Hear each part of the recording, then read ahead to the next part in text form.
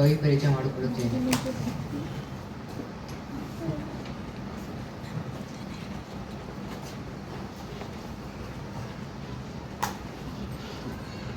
ಇವರು ಯಾರು ನಿಮಗೆ ತಿಳಿದಿದೆಯಾ? ಇವರು ಡಾಕ್ಟರ್ SL ಭೈರಪ್ಪ.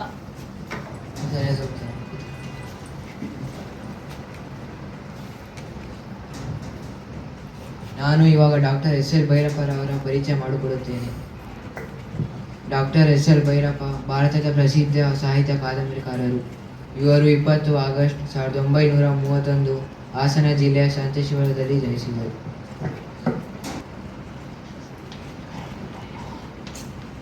ಕಾಲ 1931, ಸ್ಥಳ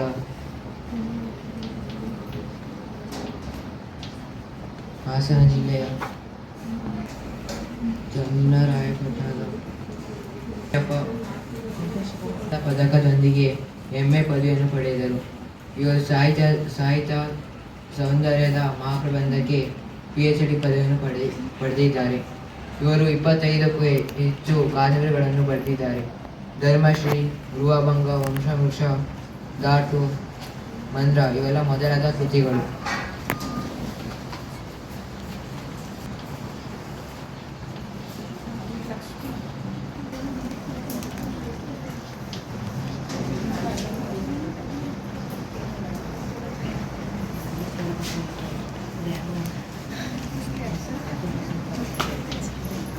ಇವರು ಇಷ್ಟೆಲ್ಲ ಸಾಧನೆ ಮಾಡಿದ ಇವರಿಗೆ ಕೇಂದ್ರ ಸಾಹಿತ್ಯ ಅಕಾಡೆಮಿ ಪ್ರಶಸ್ತಿ, ರಾಜ್ಯ ಸಾಹಿತ್ಯ ಅಕಾಡೆಮಿ ಪ್ರಶಸ್ತಿ ಸಂದಿವೆ.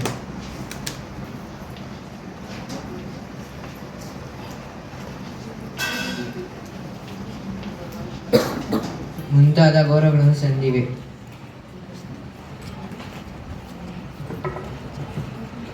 ಕಾಲ 20 ಆಗಸ್ಟ್ 1931, ಸ್ಥಳ ಹಾಸನ ಜಿಲ್ಲೆಯ ಚನ್ನರಾಯಪಟ್ಟಣದ ಶಾಂತೇಶ್ವರದಲ್ಲಿ ಜನಿಸಿದರು. ಕೃತಿ ಧರ್ಮಶ್ರೀ, ಗೃಹಭಂಗ, ವಂಶವೃಕ್ಷ, ಪರ್ವ, ಧಾತು, ಮಂದ್ರ. ಪ್ರಶಸ್ತಿ ಕೇಂದ್ರ ಸಾಹಿತ್ಯ ಅಕಾಡೆಮಿ ಪ್ರಶಸ್ತಿ, ರಾಜ್ಯ ಸಾಹಿತ್ಯ ಅಕಾಡೆಮಿ ಪ್ರಶಸ್ತಿ. ನಾನು ಇವಾಗ ಇವರ ಬಗ್ಗೆ ಒಂದೆರಡು ಪ್ರಶ್ನೆಗಳನ್ನು ಕೇಳುತ್ತೇನೆ.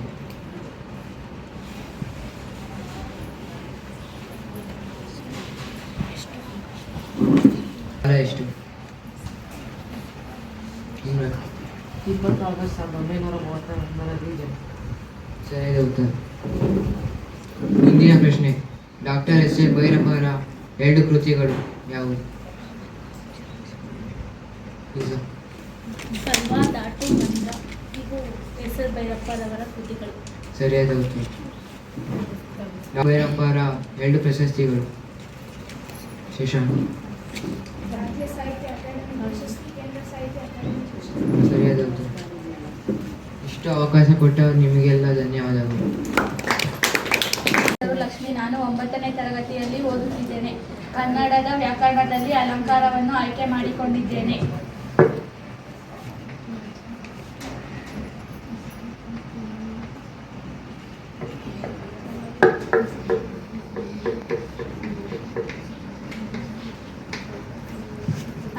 ಅಲಂಕಾರ ಎಂದರೆ ಸೌಂದರ್ಯವನ್ನು ಹೆಚ್ಚಿಸಿಕೊಳ್ಳುವ ಸಾಧನ. ಮಾನವ ತನ್ನ ಸೌಂದರ್ಯವನ್ನು ಹೆಚ್ಚಿಸಿಕೊಳ್ಳಲು ಅಲಂಕಾರ ಮಾಡಿಕೊಳ್ಳುವಂತೆ ತಾನು ಆಡುವ ಮಾತಿಗೂ ರಚಿಸುವ ಸಾಹಿತ್ಯಕ್ಕೂ ಅಲಂಕಾರವನ್ನು ಕವಿ ಕಾವ್ಯಕ್ಕೆ ಮಾಡುತ್ತಾನೆ. ಹಾಗಾದರೆ ಅಲಂಕಾರ ಎಂದರೇನು? ವಿನುತಾ. ಕಾರ್ಯದ ಸೌಂದರ್ಯವನ್ನು ಹೆಚ್ಚಿಸುವ ಚಮತ್ಕಾರಿಕ ಮಾತುಗಳೇ ಅಲಂಕಾರ. ಸರಿಯಾದ ಉತ್ತರ. ಕುಳಿತು. ಅಲಂಕಾರ ಕಾವ್ಯದ ಸೌಂದರ್ಯವನ್ನು ಹೆಚ್ಚಿಸುವ ಚಮತ್ಕಾರಿಕ ಮಾತುಗಳೇ ಅಲಂಕಾರ. ಅಲಂಕಾರಗಳಲ್ಲಿ ಎಷ್ಟು ವಿಧ? ಇಮ್ರಾನ್. ಯಾವುದು? ಸರಿಯಾದ ಉತ್ತರ. ಅಲಂಕಾರಗಳಲ್ಲಿ 2 ವಿಧ, ಶಬ್ದಾಲಂಕಾರ ಮತ್ತು ಅರ್ಥಾಲಂಕಾರ.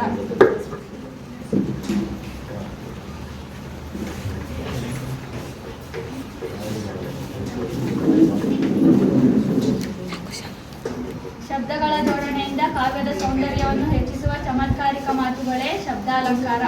ಅರ್ಥಾಲಂಕಾರ ಕಾವ್ಯದಲ್ಲಿ ಬಳಸಲಾದ ಪದಗಳ ಅರ್ಥ ಚಮತ್ಕಾರದಿಂದ ಕಾವ್ಯದ ಸೌಂದರ್ಯವನ್ನು ಹೆಚ್ಚಿಸುವ ಶಬ್ದಗಳೇ ಅರ್ಥಾಲಂಕಾರ.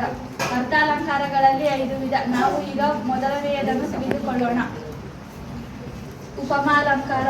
ಯಾವ ಅಲಂಕಾರದಲ್ಲಿ ಉಪಮೇಯ ಮತ್ತು ಉಪಮಾನಗಳ ನಡುವೆ ಹೋಲಿಸಿ ವರ್ಣಿಸಲಾಗುತ್ತದೆಯೋ ಅದೇ ಉಪಮಾಲಂಕಾರ. ಉದಾಹರಣೆ: ಮುಖ ಚಂದ್ರನಂತೆ ಶೋಭಿಸುತ್ತಿತ್ತು.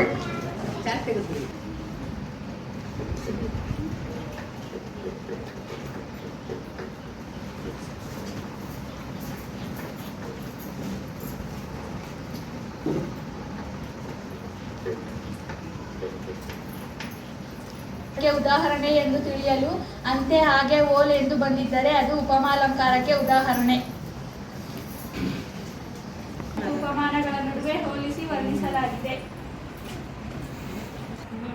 ಉಪಮೇಯ. ಯಾವ ವಸ್ತುವನ್ನು ಕುರಿತು ವರ್ಣಿಸಲಾಗುತ್ತದೆಯೋ ಅದೇ ಉಪಮೇಯ. ಉಪಮಾನ. ಯಾವ ವಸ್ತುವನ್ನು ಮತ್ತು ಅದನ್ನು ಆಧರಿಸಿ ವರ್ಣಿಸಲಾಗುತ್ತದೆಯೋ ಅದೇ ಉಪಮಾನ. ಹಾಗಾದರೆ ಇಲ್ಲಿ ಉಪಮೇಯ ಮಗುವಿನ ಮುಖ. ಉಪಮಾನ ಚಂದ್ರ. ಉಪಮವಾಚಕ ಅಂತೆ. ಸಮಾನ ಧರ್ಮ ಶೋಭಿಸುತ್ತಿತ್ತು. ಸಮನ್ವಯ. ಉಪಮೇಯವಾದ ಮಗುವಿನ ಮುಖವು ಉಪಮಾನವಾದ ಚಂದ್ರನಿಗೆ ಹೋಲಿಸಿ ವರ್ಣಿಸಲಾಗಿದೆ, ಹಾಗಾಗಿ ಇದು ಉಪಮಾಲಂಕಾರ. ಮುಖ ಚಂದ್ರನಂತೆ ಶೋಭಿಸುತ್ತಿತ್ತು. ಲಕ್ಷಣ. ಉಪಮೇಯ ಮತ್ತು ಉಪಮಾನಗಳ ನಡುವೆ ಹೋಲಿಸಿ ವರ್ಣಿಸಲಾಗಿದೆ. ಉಪಮೇಯ ಮಗುವಿನ ಮುಖ. ಉಪಮಾನ ಚಂದ್ರ. ಉಪಮವಾಚಕ ಅಂತೆ. ಸಮಾನ ಧರ್ಮ ಶೋಭಿಸುತ್ತಿತ್ತು. ಸಮನ್ವಯ.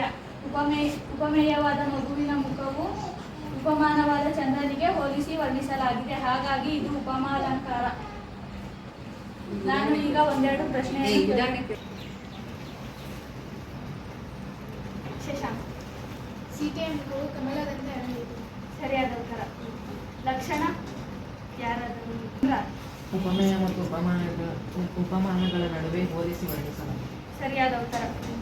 ಉಪಮೇಯ. ದರ್ಶಿನಿ. ಸೀತೆಯ ಮುಖ. ಸರಿಯಾದ ಉತ್ತರ. ವಿನುತ. ಸರಿಯಾದ ಉತ್ತರ. ಉಪಮವಾಚಕ ರಂಗನಾಥ್. ಅಂತೆ. ಸರಿಯಾದ ಉತ್ತರ. ಸಮಾನ ಧರ್ಮ